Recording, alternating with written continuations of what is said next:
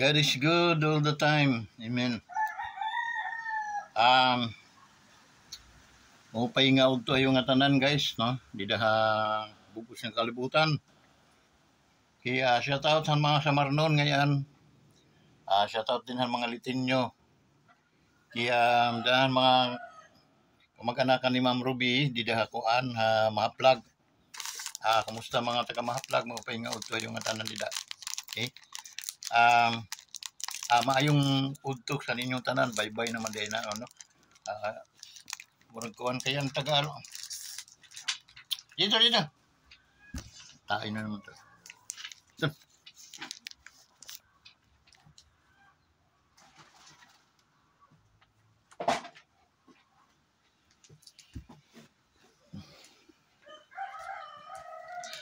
Kanang kuhan, Cebuano naman din dia. Bye-bye. Pero halo pa man ang bye-bye, doon ay waray ang bye-bye. Gato.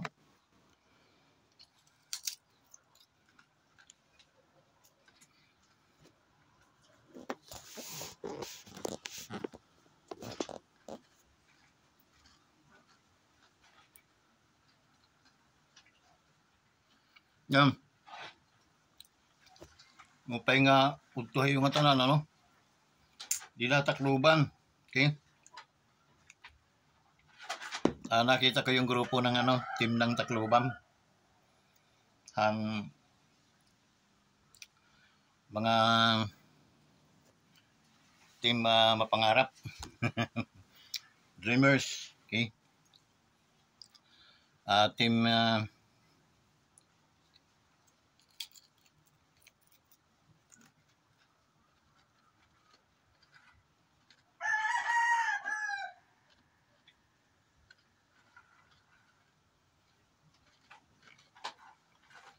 nanonood ako ng Zoom noong last night, no? Dami mga kaso lang yung mga speaker na gold, no? Good sila.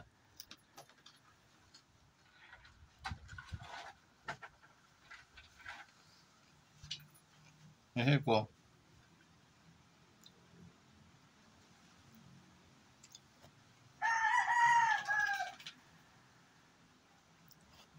nagtrabaho kasi sila kaya yun. Okay. Yung guys, shout out din sa atong mga kuan OFW, no? Scattered around the world. Alam naman ninyo guys na kayo mga bida-bida. Shout out din kay Ma'am Ruby, no? Sa UEC. Iko nakuha ang address ni Ma'am. Very energetic ito si Ma'am. Okay? Biglang uwi yan dito pag mayaman na. Lalong may nakaka-fulfill na ni Ma'am yung kanyang dreams. No, shout out sa mga lahat ng mga live good, no? Live good. Thank you so much, no, sa mga members, mga bagong pumasok, mga bagong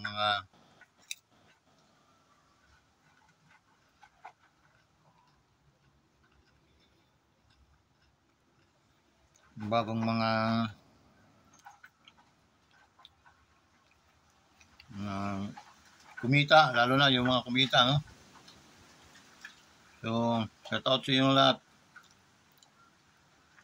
Sana ma-subscribe ninyo ang aking YouTube channel para at least ma-monetize naman itong inyong kaibigan.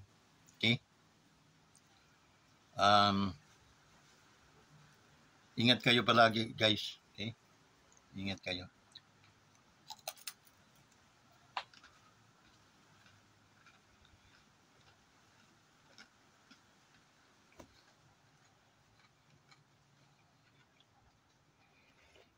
Tabok kita yung Samar. Okay? Gabasay.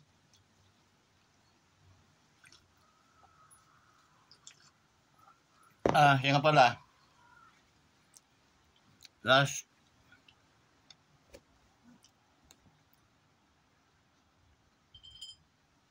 nakarang araw, 10th anniversary pala ng aming kapatid na panganay.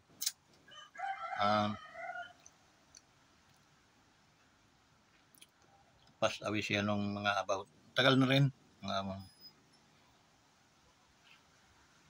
ano eh,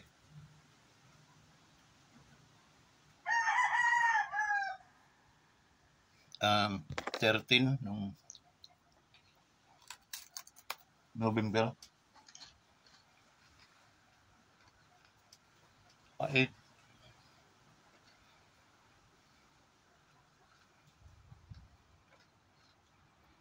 Hmm.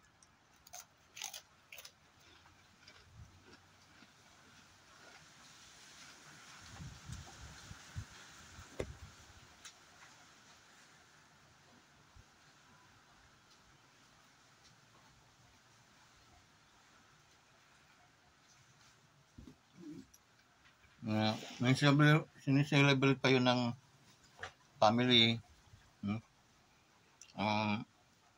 Kapatid kong isa, pamilya din niya, nagpunta sa Tacloban. Doon sa bahay ni Mala. Gamano, no?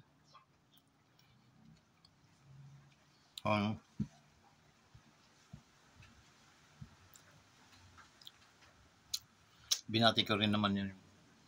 Okay. Yun na aming panganay.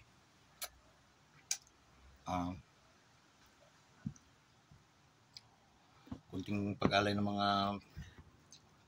mga panalangin doon sa mga kaibigan ng aking kapatid. Damo nga salamat sa iyong tanan.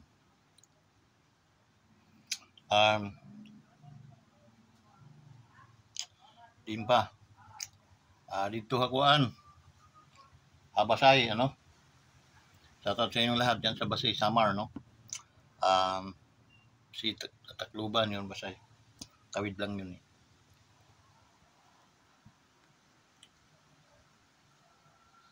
So, kinukumusta ko kamo dida nga tanan, shoutout sa iyo, liwat. Southern Leyte, akong mga kamag-anakan ng mother side ko, no? Shoutout sa iyo dida nga tanan. Okay, aking mga tiyahin, mga pinsan, maayong udto kaninyong tanan diha. Okay? So, samantad karon, no? Maglisod ko magkuan kay ayaw na akong makuan kanang I don't want na mawawala yung trust ko sa ating Pangulo at sa pamilya, no? Sina First Lady. Ang sasama ng mga rumors, no? Pero tao lang naman yan sila. Sa mga taong nag-uusga sa kanila, no? Tao lang ang mga yan, may pagbabago din yun, ngunit hindi tayo ang gagawa ng ng pagbabago, kundi ang Panginoon. Siyang hipo lang ng Panginoon at siyang kaman lang niya yun na magbago na kayo, magbabago yan. Magtataka sa mga sarili yan. Kaya hindi ako makapag sa kanila ng makapag-salita man lang ng unrespect na mga pagsasalita. Napakataas ng respeto sa kanila bilang hari ko yun. Dinray na naman niya yung First Lady ng family. Yun nga lang, kailangan ingat din po kayo palagi dahil marami pong mga nagagalit, marami pong mga kukomento ng hindi maganda sa inyo. So, I continue to pray na just protektahan kayo. And then,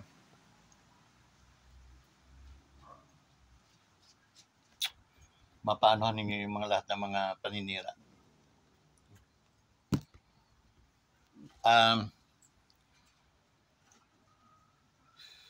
Ingat kayo always, Pangulo, no?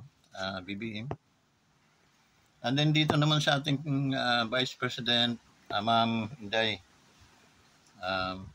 Ingat lang, Ma'am. Okay?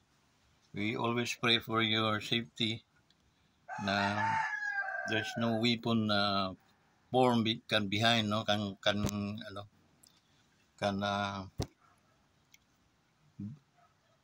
kanang makakuha sa kinabuhi. Okay? Walay ginapurmang kuan armas upang maka kuan nimo, penetrate nimo. So ganun katindi ang power of God, ma'am. Ingat ka nun ay, okay? And then iwas sa mga wag kang magalit, ma'am. Okay? Kung magagalit sa kanila, just continue, ma'am, sa imong task. And then antay tayo sa hanggang 2028, then bago na ang presidente noon. Back to Duterte, no? Back to Inday Duterte naman. Okay? So we support you, ma'am. Okay? We support you. Not only today, but unto the rest of our lives, of my lives. Okay? So, ingat lang always. Okay? Si ating dating Pangulong Mayor Rodrigo, no? Ingat din, sir, always. If they use force no to gamit sila lakas nila para at least i-persecute ka, sir. There is a shedding of blood in this country. Ay, isa po ako doon, sir, sa proprotekta sa iyo po. See? You're the best president and you need to kailangan ka lang igalang, kailangan kang irespeto, at kailangan kang i-preserve. Okay? Because you are the great best president of this republic. Okay? Hindi po yun pambubula, kundi yun po ay totoo. Okay? So,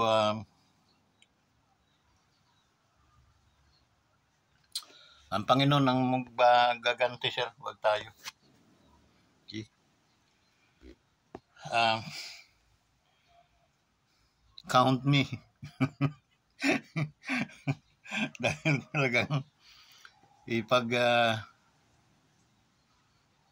tatanggol talaga kita, sir. Okay?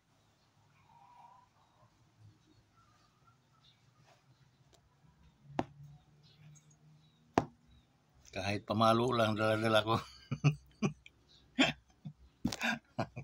Sana ito sa rambulan sa mga sayaw-sayaw.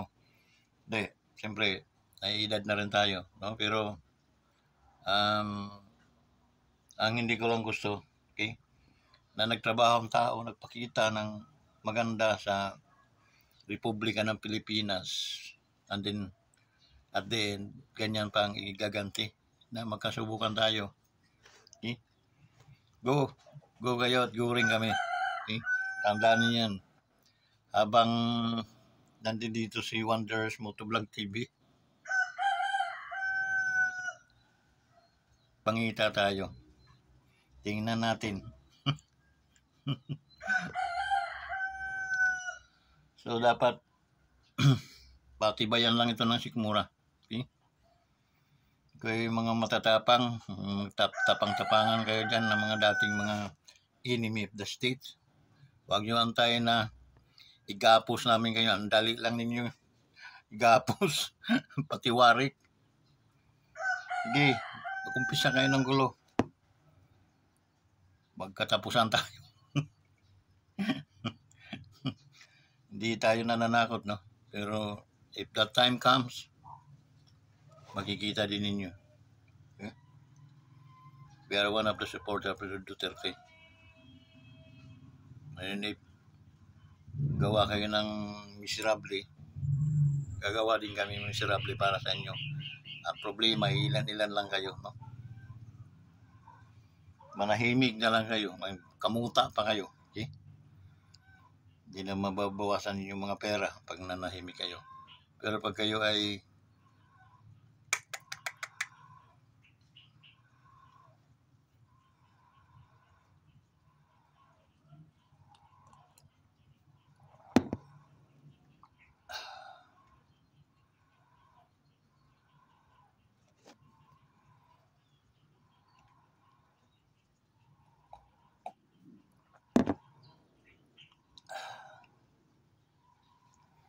So guys,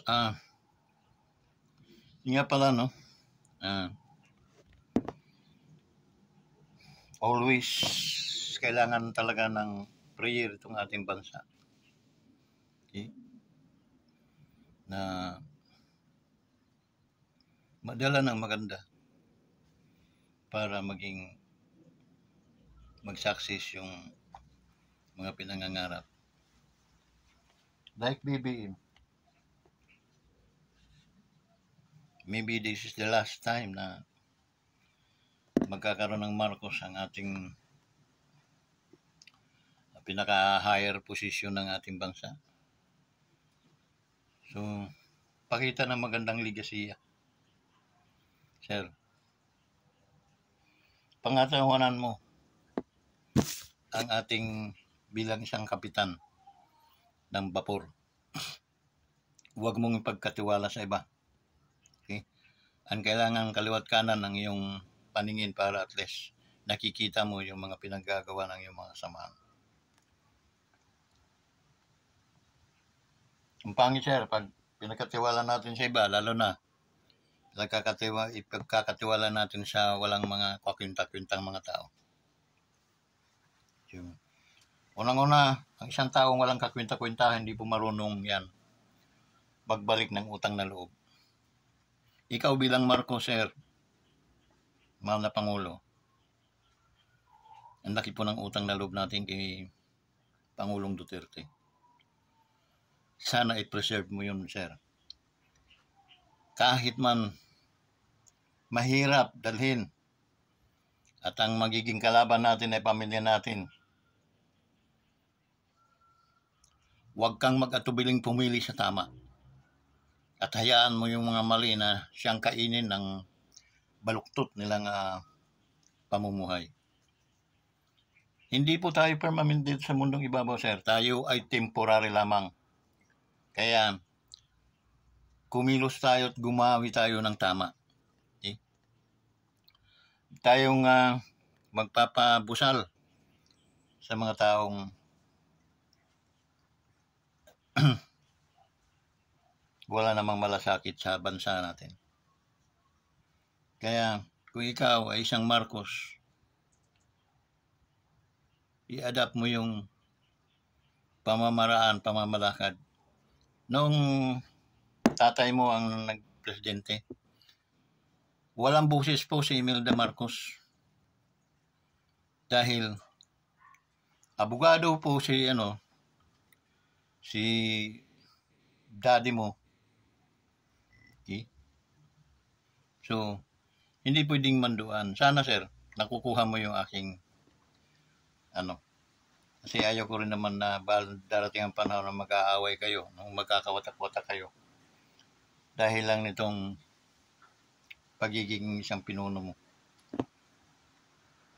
Pangatawanan mo, Mr. Marcos. Di pa naman huli ang lahat.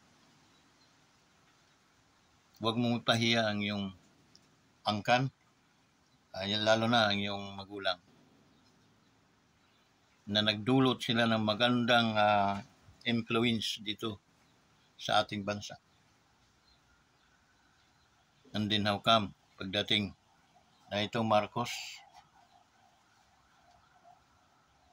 hindi may tsura ang pamamalakad? Hindi pa ako galit, sir. Hindi ako marunong magalit, lalo na sa inyo, no? Dahil napakalaki po at napakataas ng aking respeto sa inyo. Ngunit, yun lang ang aking pag-iisip, sir. Huwag mo namang sirain yung pagiging magaling ng inyong angkan. At namayapa ang iyong ama nang mayroong taglay-taglay na magandang diplomasya sa ating bansa. Sana lamangan mo pa nga Lamangan mo pa dahil mas bata ka. Sana, sir,